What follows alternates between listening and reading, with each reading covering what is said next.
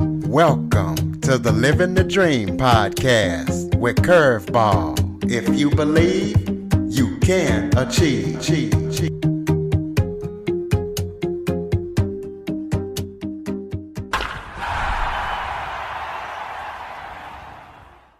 Welcome to the Living the Dream with Curveball podcast, a show where I interview guests that teach, motivate, and inspire. And today I am joined by the co-founder of Fight for a Better America, Bill Kuhn. Hope I'm saying your last name right. But Bill, Fight for a Better America is an organization that invests in key battleground districts and states around the United States to either flip it blue or keep the Democratic incumbent. So we're going to be talking to Bill about his organization and why they decided to found it. Bill, thank you so much for joining me today. My pleasure, Curtis. And yes, you pronounced my name right. That's Bill Kuhn. Yep, that's right. Perfect. Well, why don't you start off by telling everybody a little bit about yourself? Sure. My name is Bill Kuhn, and I am from New York City. I am an educator by background. I also am a former investment banker, so I have a bit of a different, interesting sort of career profile. And I started this political organization back in 2016, right around when Trump was elected president. And I started it with some folks from different areas all across the United States, namely California and Chicago. And I got together with them and we said, we have to do something. We got to pool our assets. We have to, fight back and try to regain the House, meaning the Democrats tried to regain the House in 2018. And so that's what we did. We put together a super PAC, which is basically an organization that raises money to fund not directly political candidates, but political causes and issues. And we got together and we raised a bunch of money and we helped flip a few districts from red to blue in 2018. Very proud of that. And then we continued our work into 2020.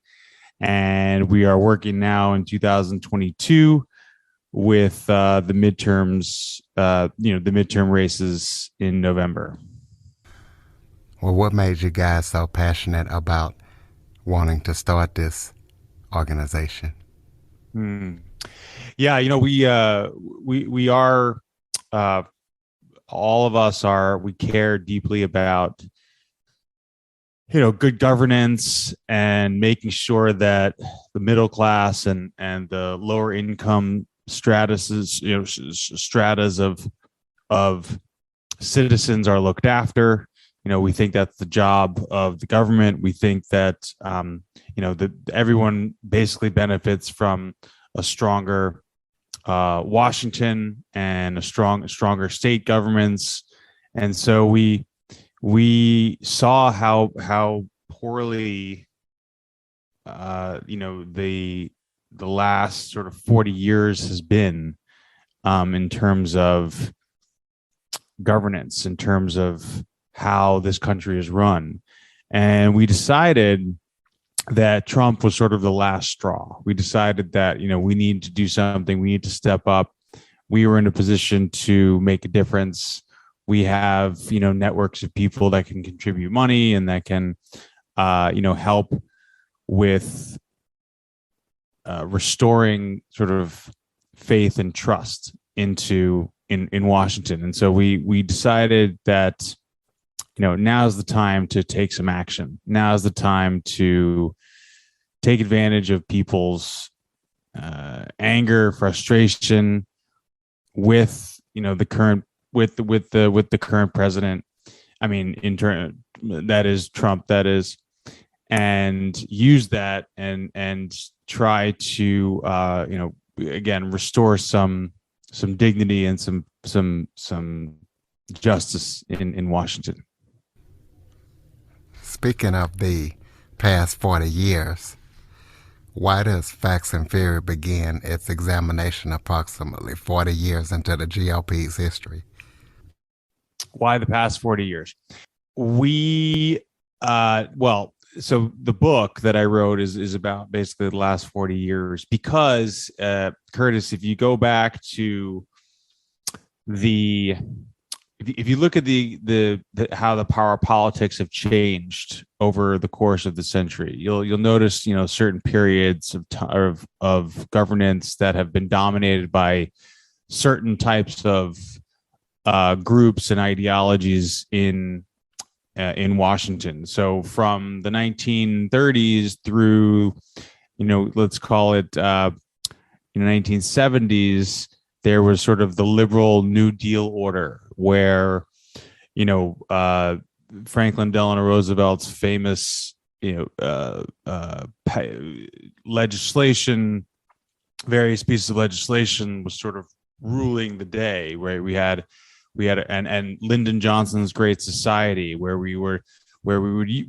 government was being used to help the unemployed, help poor people, help the middle class build themselves and earn a living. Now, that said, the New Deal also excluded African Americans, and that was a whole tragedy in itself. And we can certainly fault the New Deal for that.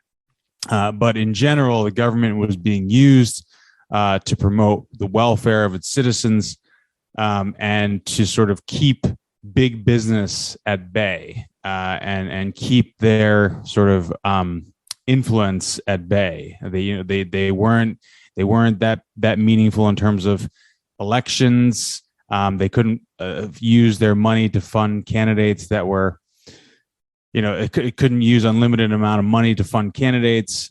So their power was limited. And so around the time of the late 70s, when we had sort of started with Nixon and the Great Stagflation, and then when the oil embargo produced very high gas prices, and Carter was very unpopular for having his Federal Reserve chairman raise the interest rate a lot, and people felt the pain at around every good that they bought, including most notably gasoline, which is actually what we're going through today. There's some parallels to the late 70s, but basically at that moment, conservative politicians came in and sort of took over. We had Ronald Reagan and his, Morning in America. The economic policies that were put forward by Reagan and by his advisors sort of set the course set us on a course for the next 40 years or so. Now, those policies that Reagan put forth and ultimately passed in the wake of what was a painful time during the late 1970s, and people were receptive to new type of governance.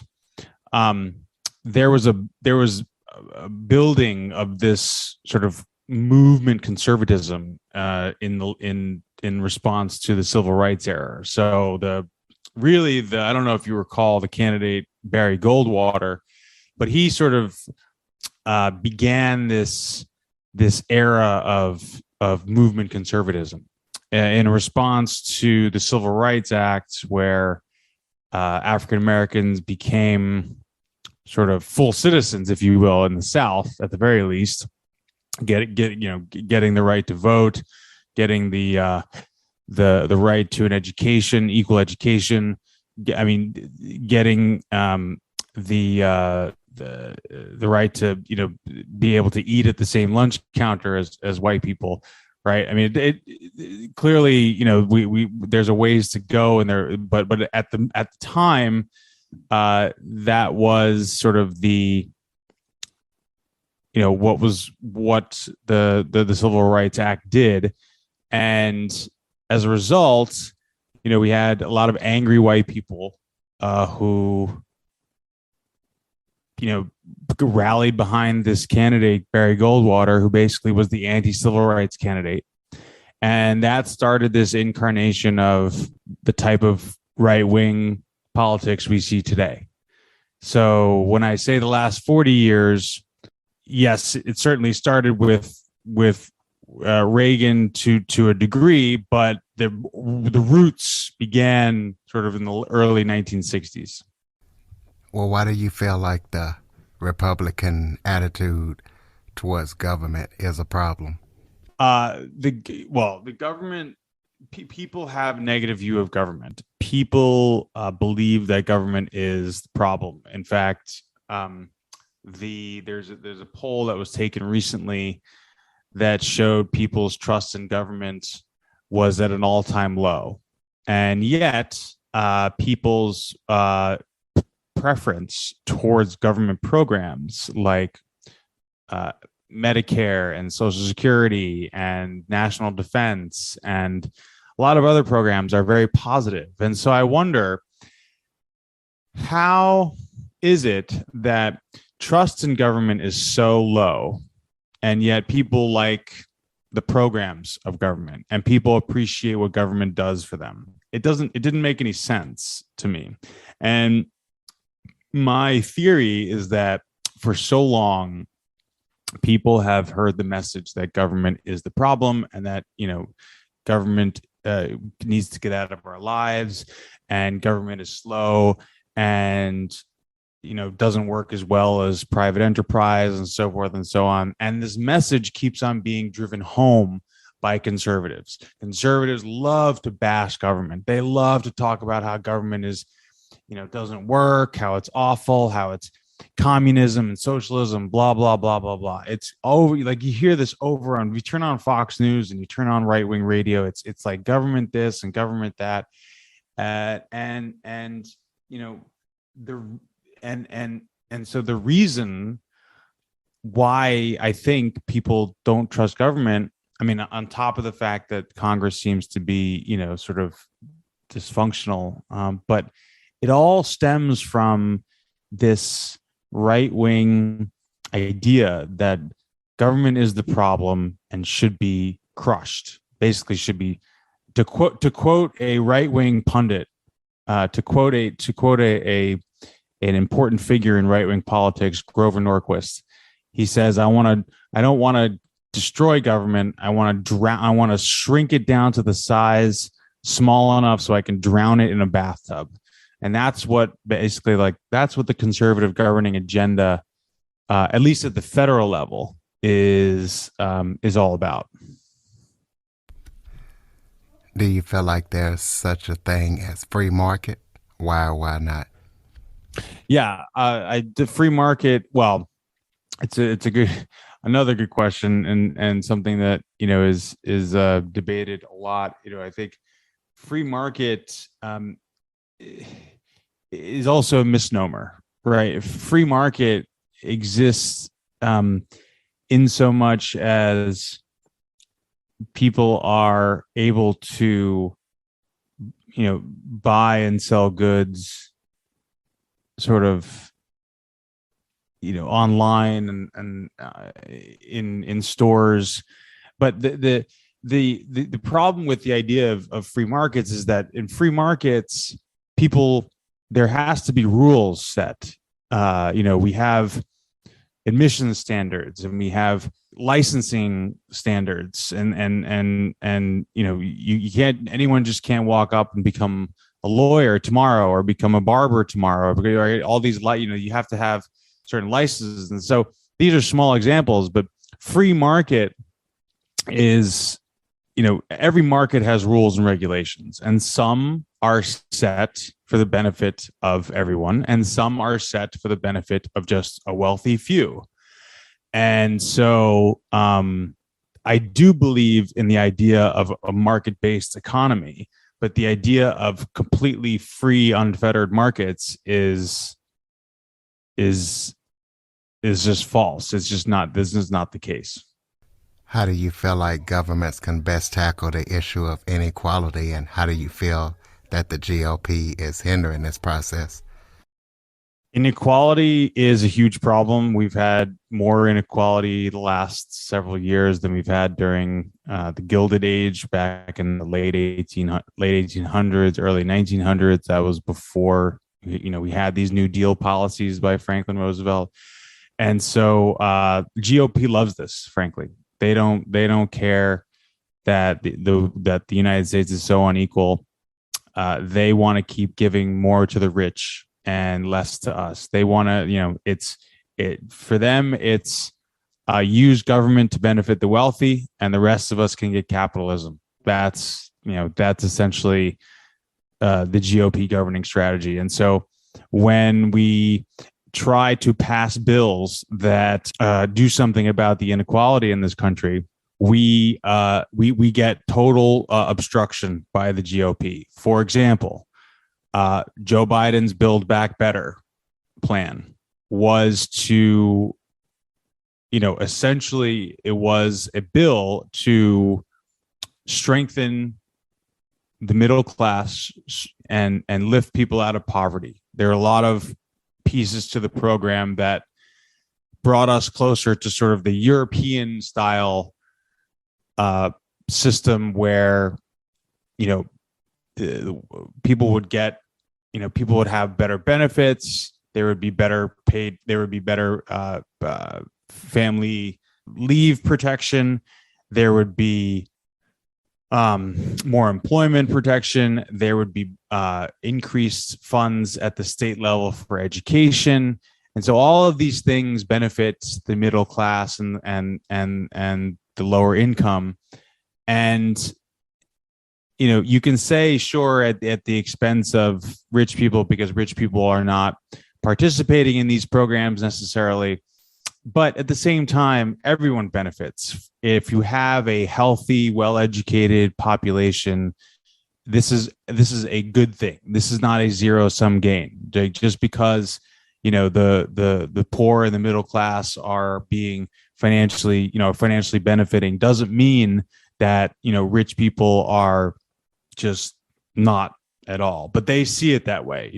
Conservatives effectively see it as socialism, quote unquote. Everything, every piece of government spending is quote unquote socialism.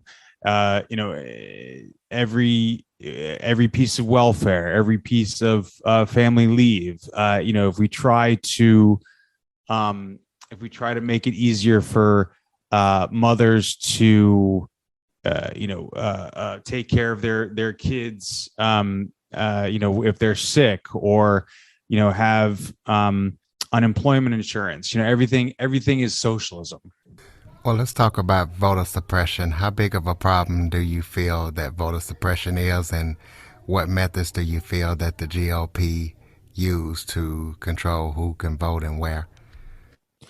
Right. So it's a good question. I think voter suppression is a big deal. I think that, Joe Biden and Stacey Abrams used the term Jim Crow 2.0. And I think that goes a little bit too far. I don't think it's Jim Crow 2.0. I think, Jim Crow sort of restricted the rights of African American voters almost absolutely. I mean, it was for an African American to vote in Mississippi or Louisiana during the better part of the 20th century was almost impossible. And so what I do think is happening, though, is voter suppression, and it is a serious thing, because it's not just that they're taking away drop boxes in majority African American counties or neighborhoods, or it's not just that they're restricting the days on which you can vote, or they're taking over, basically throwing out all of the. I remember seeing one news report about in a county outside of Atlanta, within Atlanta, maybe it's Gwinnett, maybe it's, I forget, but they've basically replaced all of the people on the board with their, when I say they, I mean Republicans have replaced all the people on the board who happen to be African American with their own sort of white Republican people. And when come time for the election in November, how is that going to impact the vote, right? Are they just going to toss out votes? Because they don't like the last name.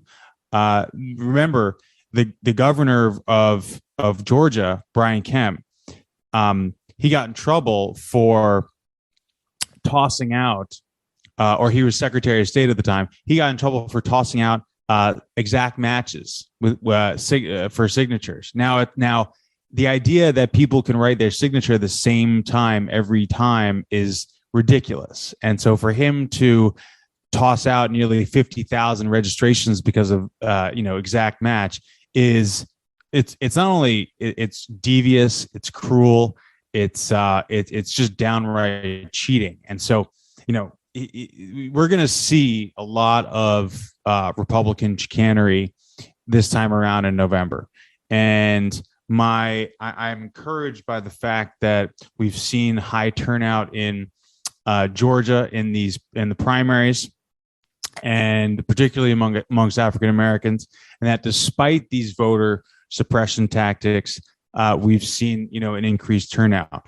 That said, the Supreme Court just ruled on a case about state legislatures and how they are able to sort of do what they want.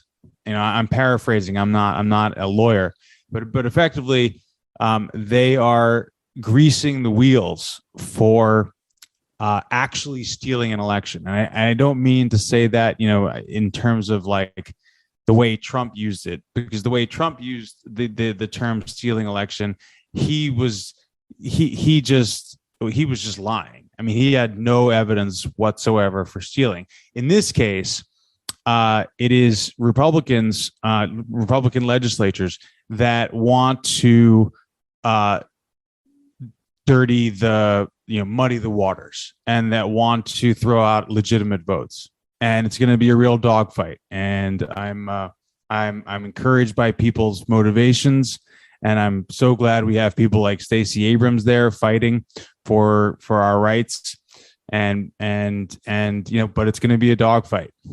You did some research on the origins of fake news and conspiracy theories. So tell us about that research and what you found out.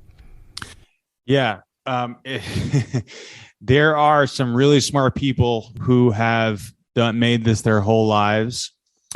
And I just, I've been reading them, and they have come up with some pretty scary things. Like, for example, a lot of these COVID conspiracies and a lot of these government conspiracies and a lot of, conspiracies throughout the last, several decades have been have started in these weird circles where, it's sort of like it started in someone's basement, and like somebody put pen to paper of what kind of, how can I come up with some sort of crazy thing that has a kernel of truth to it and that people will believe.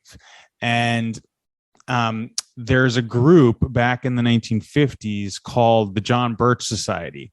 And these were the original sort of modern day conspiracy theorists. We've had conspiracy theorists throughout our history, right? I mean, Puritans believed in some crazy ass stuff too. In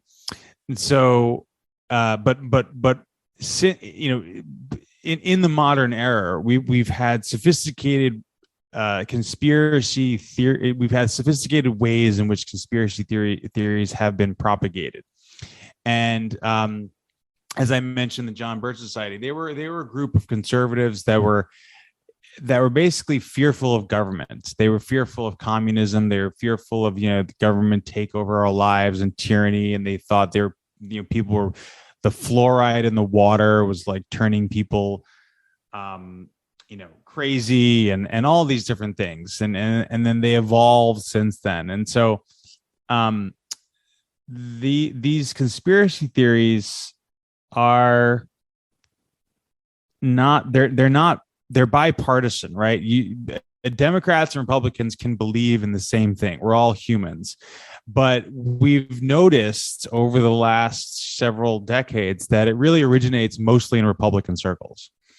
Whether it is COVID conspiracies, whether it is conspiracies about governmental overreach, whether it is 9/11 conspiracies, whether it is, certain types of deep state conspiracies, that the Democrats are run by a bunch of pedophiles. I mean, it goes crazy, it goes deep, and it usually starts in conservative circles because of this sort of natural inclination to doubt and to mistrust government. And as a result, because of technology, because anyone with a microphone and a basement and YouTube can produce videos and broadcast these things, it becomes harder to tell who's who you can trust effectively for sort of people who are not familiar with the facts. Do you feel like it's possible for America to have a separation between church and state? Yeah, I mean that was written in the Constitution, right? We're supposed to have we're supposed to separate church and state. We're supposed to keep religion out of our lives. And it seems like with these recent Supreme Court decisions, it seems like we're headed back to a time when religion was a bigger part of our life, I guess. I mean, I'm not old enough to remember when prayer was in school, or when sort of like religion played a more prominent role. But we should have a separation of church and state. There should be a fine line between a bright line between what the government does and how religion is involved. And so it seems to be continuously blurred these days with recent decisions about prayer in school and funding religious schools and abortion and gun rights, etc. It feels like we're going down the path of more religion when there should be less. Well, give the average voter some tips on what they can do to have an impact in politics. Sure. Yeah. Glad you asked, because the average voter may seem powerless, just one person, but in reality, you can make a huge difference. If you are a voter and you live in a blue district, and you live in a blue legislative district, meaning a state legislative district, you can always go to your neighboring red district and volunteer for a candidate, knock on doors, or phone bank.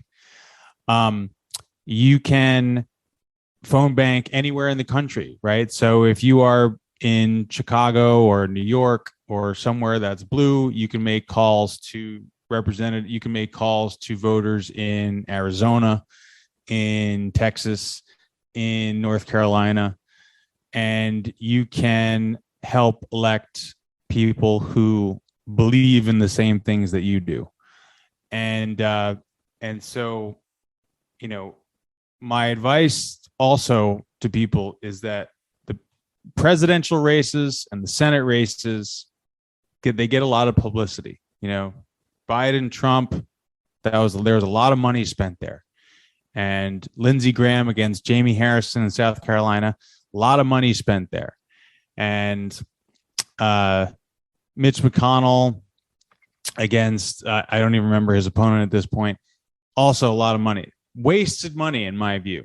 When in fact, the state races, meaning the state legislative races, your local state representative. That is really important because those state legislators, they make laws that we should care about.